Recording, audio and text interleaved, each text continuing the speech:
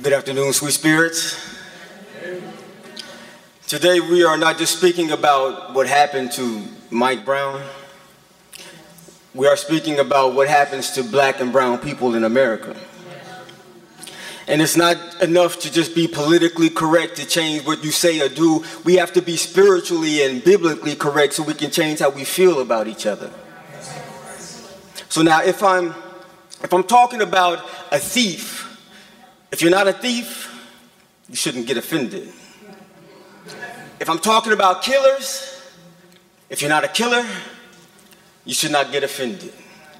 So if you do not fit the description of the depiction of a bigot in this manuscript, you should not get offended.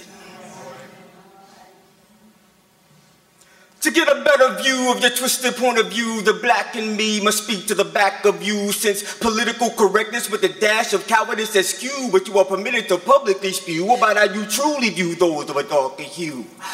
Whew. But that is nothing new. So since you are so used to sending blacks to the back, let me mosey on back there.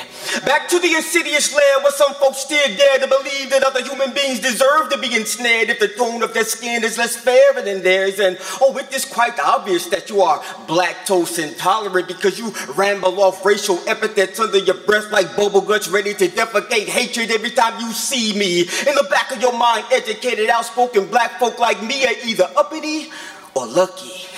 Or lucky that our uppity butts don't get locked up on trumped up charges, or locked to the bed of a pickup truck and dragged like James Bird until our wings are clipped and blood creates crimson color dividing lines in the road deeper the division in your prejudice mind. I know that the reason why some of y'all like to wear those hoods is to hide your insidious agenda, which is aligned with the anti-divine. And oh, you be fronting like you don't secretly envy me, like you don't be soaking up UV rays to look like me. Like you don't be standing in the mirror trying to mimic my style and vocals in an atrocious attempt to jack my swagger dociousness. And oh, I find it rather ironic how you put me down for being black or brown when some white women's physical description of their quintessential man is tall, dark, and handsome. 2 out of 3 ain't bad, you dig? I have a really good friend named Jerome, yet I bet that you would disown your own daughter if she brought a black man home. Because in the back of your mind, I was convicted on sight. An African-American who can't be a full-blooded human in a land, who considers him 3/5 of a man in an amended constitution. The constitution, my humanity, is diluted with illusions of being equal to you.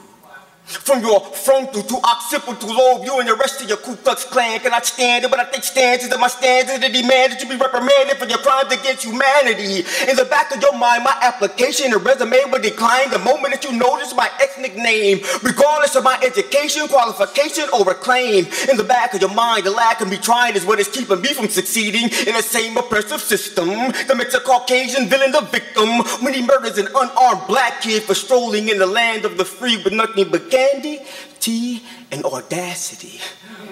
In the back of some of y'all's repugnant minds, Trayvon Martin deserves to be deceased. See, in the back of your mind, on the end of a line is where I'm supposed to be, either shackled to your devious deceptions or swinging like an anatomical ornament from your pagan trees. Well, some of my best friends are Negroes, yet some of your people more than my heroes. But I see through the false niceties and icy glares into the nightmares that did not wait for slumber, into the last storefront window whose reflections reflected flames and hatred as Greenwood was burned and plundered. So now that I have exposed the weeds and tilled the uncommon ground, I'm going to plant my seeds of success where I am supposed to, so that you can find me firmly parked in the front of you like Rosa. I'm a soldier.